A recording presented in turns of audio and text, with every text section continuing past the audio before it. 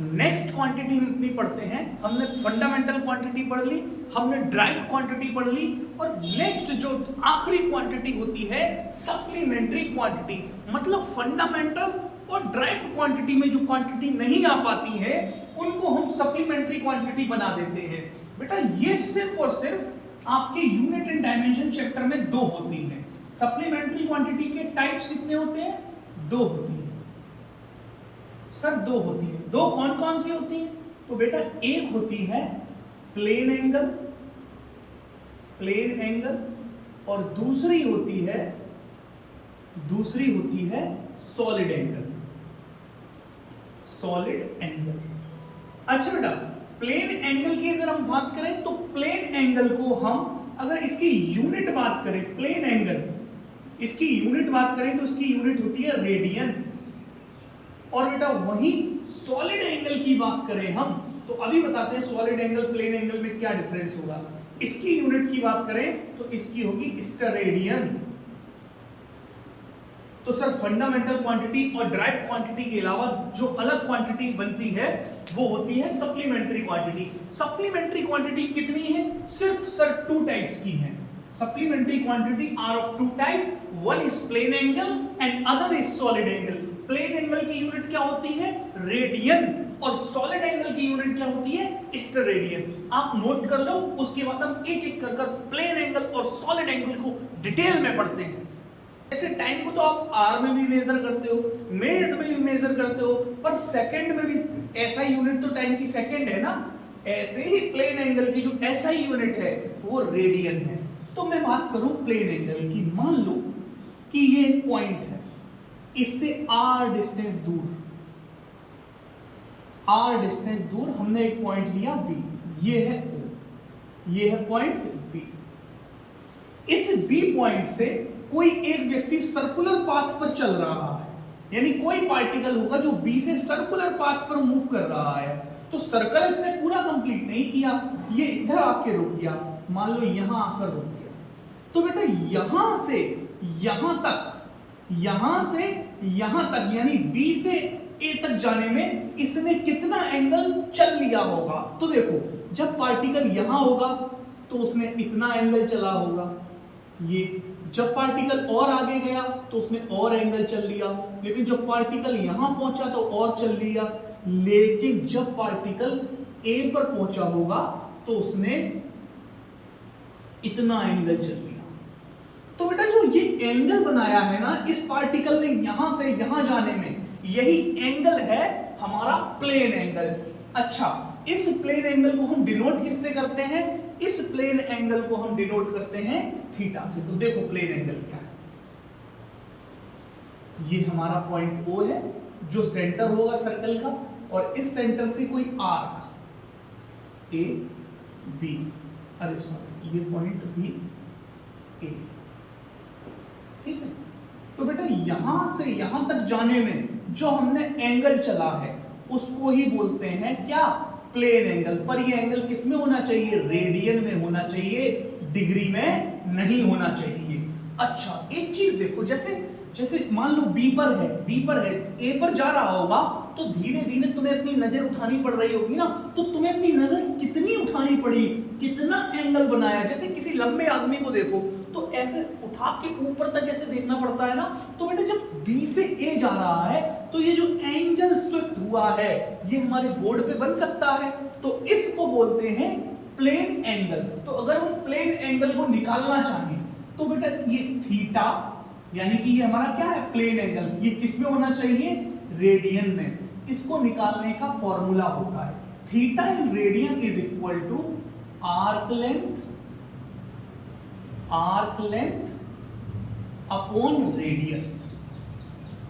Arc length upon radius. अच्छा arc length मतलब B से A तक की लेंथ, यानी इस पूरे पाथ को क्या कर दो? इस पूरे पाथ को जोड़ दो, डिवाइड कर दो रेडियस से। यानी आर्क लेंथ को हम बात करें तो AB आर्क की लेंथ और डिवाइड कर दो रेडियस से, तो जो तुम्हारा थीटा निकलेगा वो किस में आएगा? रेडियन में। तो थीटा इन रेडियन इज, और यही क्या है तुम्हारा थीटा? प्लेन एंगल है, आर्क अपॉन रेडियस। तो अगर मैं बात करूं प्लेन एंगल क्या होता है, तो it is the ratio of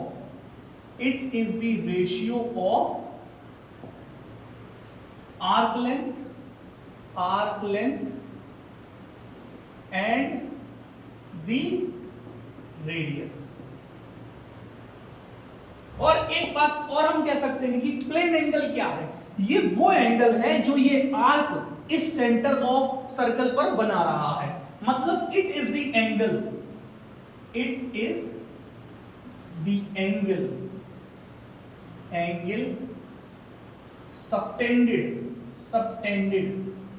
subtended by an arc at the center of circle। यानी कि ये वो एंगल है जो आर्क किसी सर्कल के सेंटर पर बनाता है। अब जरूरी तो नहीं पूरा मान लो सर्कल कंप्लीट किया गया हो, पर माना तो इसको भी सर्कुलर पाथ ही जाएगा, क्योंकि देखो कर्व्ड पाथ है। हो सकता है इसने सर्कल पूरा कंप्लीट नहीं किया है, तो ये जो एंगल है इसको जब रेडियन में निकालोगे, डिग्री में नहीं, तो वो क्या होगा तुम्हारा प्लेन एंगल। और इसका फॉर्मूला क्या है, आर्क लेंथ अपॉन रेडियस। ठीक है, इतना नोट करो, फिर आगे बताते हैं प्लेन एंगल। देखो मान लो सर सर्कल पूरा अगर कंप्लीट कर ले, अगर सर्कल पूरा कंप्लीट कर ले तो हमारा प्लेन एंगल क्या होगा। अगर मैं तुमसे कहूं एक पार्टिकल था, ओ सेंटर था इसका, इसने यहां से चलना शुरू किया,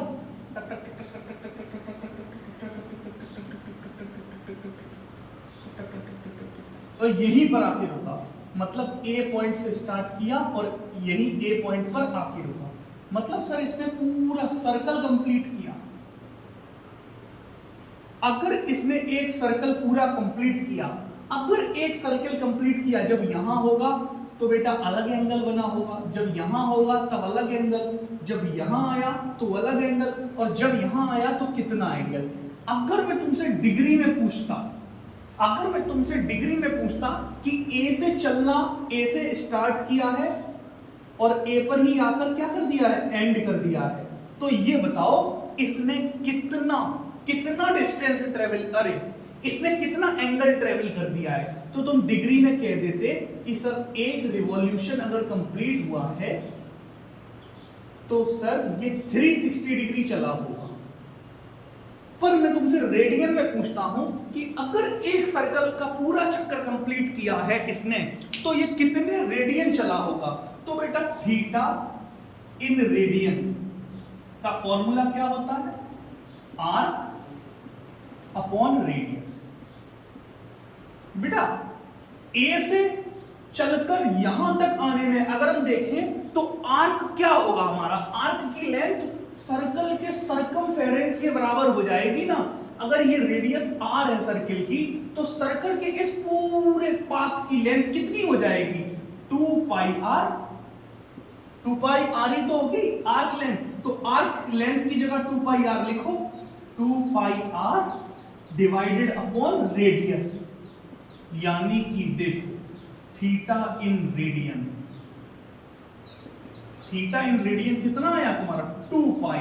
मतलब जब कोई भी व्यक्ति, कोई भी पार्टिकल एक सर्कल पूरा कंप्लीट करता है तो वो कितना प्लेन एंगल चल लेता है, वो 2 पाई प्लेन एंगल के बराबर चल लेता है। पर ये 2 पाई किस में है, डिग्री में नहीं, डिग्री में तो 360 डिग्री होता है, ये रेडियन में है। देखो theta in radian is equal to 2 pi. अच्छा, एक रिवॉल्यूशन में 360 डिग्री चलता है, लेकिन कब, डिग्री में। लेकिन एक रिवॉल्यूशन में यही पार्टिकल कितना चलता है, 2 पाई रेडियन। मतलब सर जब हम डिग्री में मेजर करेंगे एक कंप्लीट रिवॉल्यूशन का तो 360 डिग्री चलेगा, लेकिन जब रेडियन में मेजर करेंगे तो सिर्फ 2 पाई चलेगा। तो यहां से हमारे पास बहुत ही अच्छा सा रिलेशन आ गया है डिग्री और रेडियन के बारे में। तो यहां से मैं कह सकता हूं कि पार्टिकल अगर एक रिवॉल्यूशन में 360 डिग्री चलता है और एक रिवॉल्यूशन में 2 पाई रेडियन चलता है, तो हम यहां से कह सकते हैं 360 degree is equal to 2 pi radian.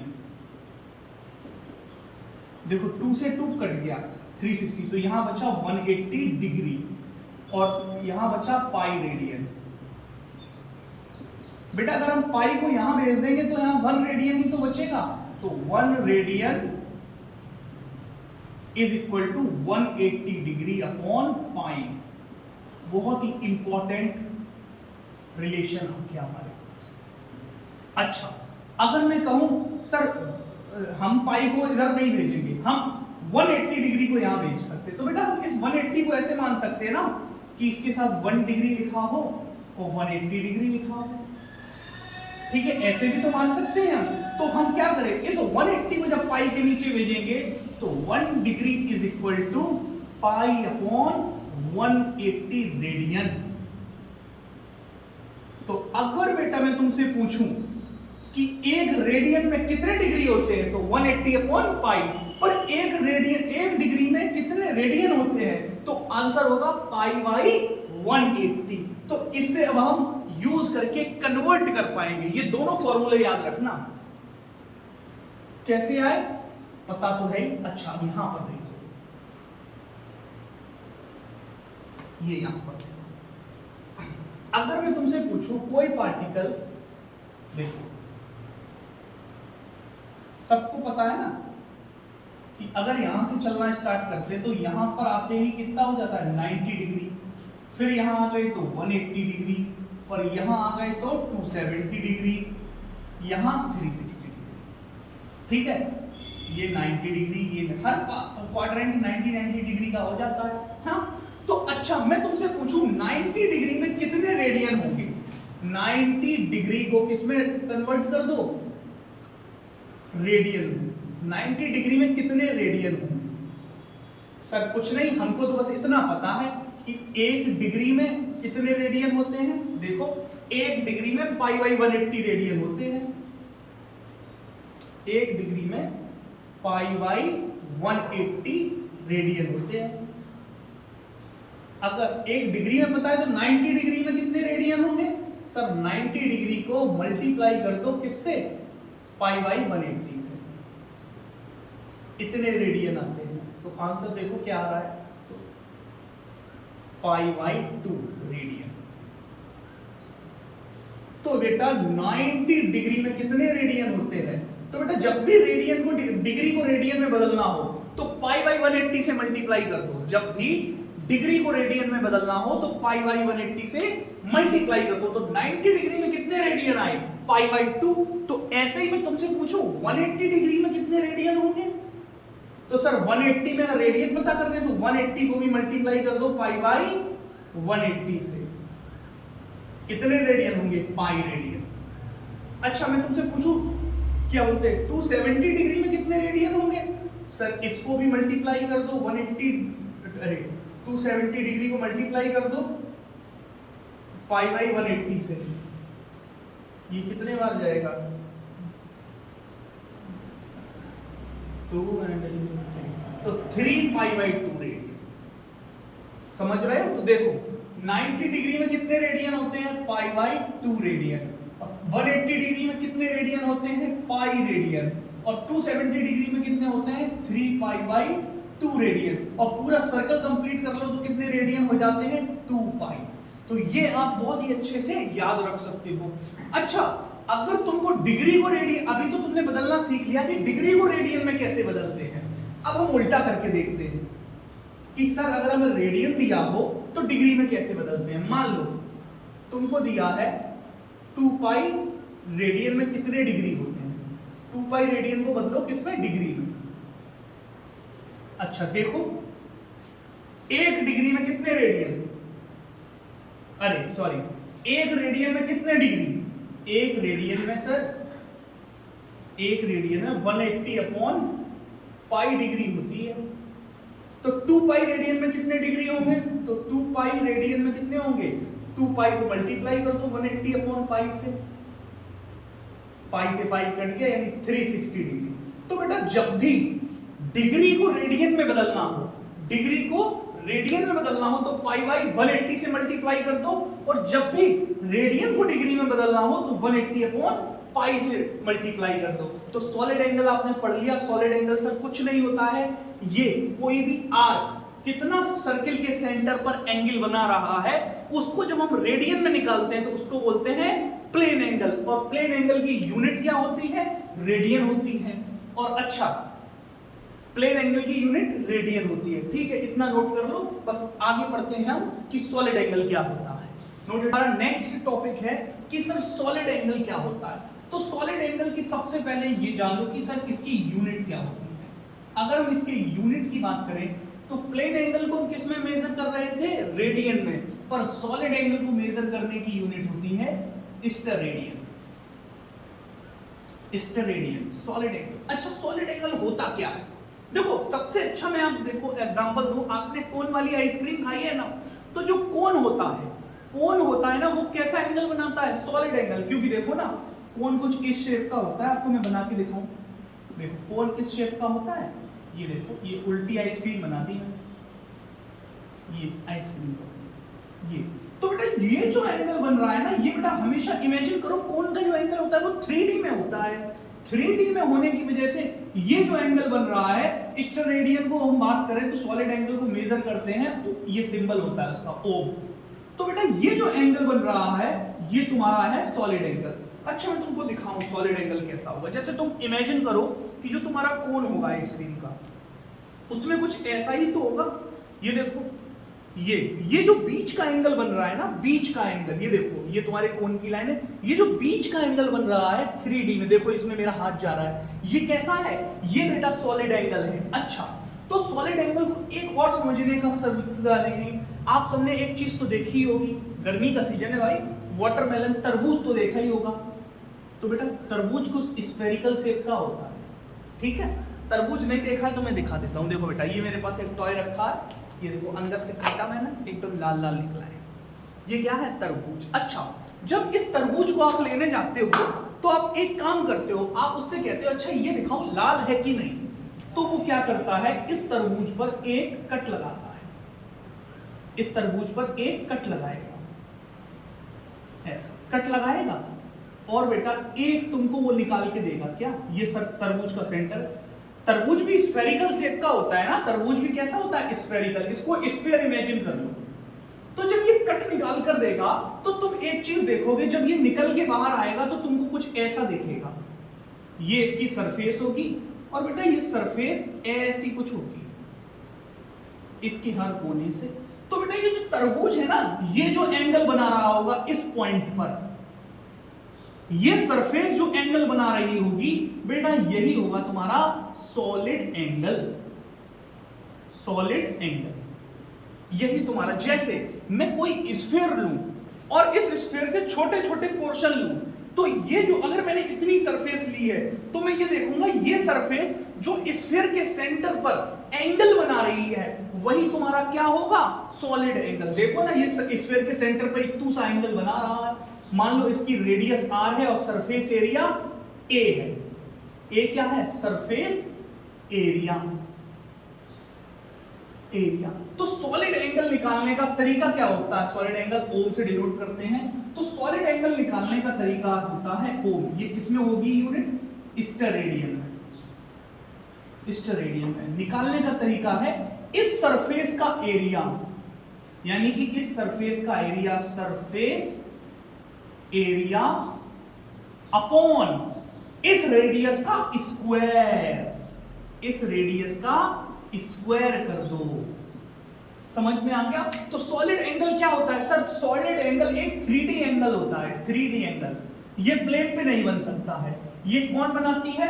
कोई भी सरफेस बनाएगी। जैसे आप एक काम करो, कोई भी, मतलब जैसे मैंने ये रखा, एक मान लो ये रखी, कोई भी बुक रखी, अरे कोई भी एक कार्डबोर्ड रखा, इस कार्डबोर्ड के हर चारों कोनों पे मैंने एक एक थ्रेड बांधा, तो बेटा चारों कोनों पे जब थ्रेड बांधा होगा तो कुछ ऐसा ऐसा बन रहा होगा ना सिंबल। तो ये जो चारों कोने मिलके एंगल बना रहे होंगे, ये क्या होगा तुम्हारा? Solid angle. और इसको निकालोगे कैसे?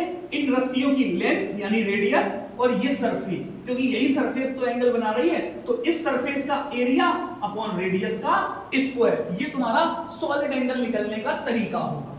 तो सॉलिड एंगल को मेजर किस में करते हैं? स्टेरेडियन में मेजर करते हैं, सिंबल ओम होता है, इसका फॉर्मूला क्या है? सरफेस एरिया अपॉन रेडियस का स्क्वायर। तो सॉलिड एंगल को डिफाइन कैसे करेंगे? It is the angle subtended bye a surface at the centre of A sphere. It is the angle subtended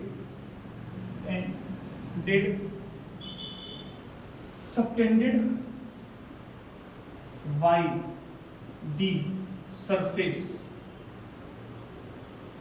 on the center of the sphere, at the center of sphere। और ये कैसा angle होगा? 3D angle होगा। ज्यादा पढ़ने को नहीं आएगा, जब बहुत अच्छे क्वेश्चन लगाओगे तब आपको कहीं सॉलिड एंगल आएगा। तो अगर आप हर जगह देखो तो आपको सॉलिड एंगल दिखेगा।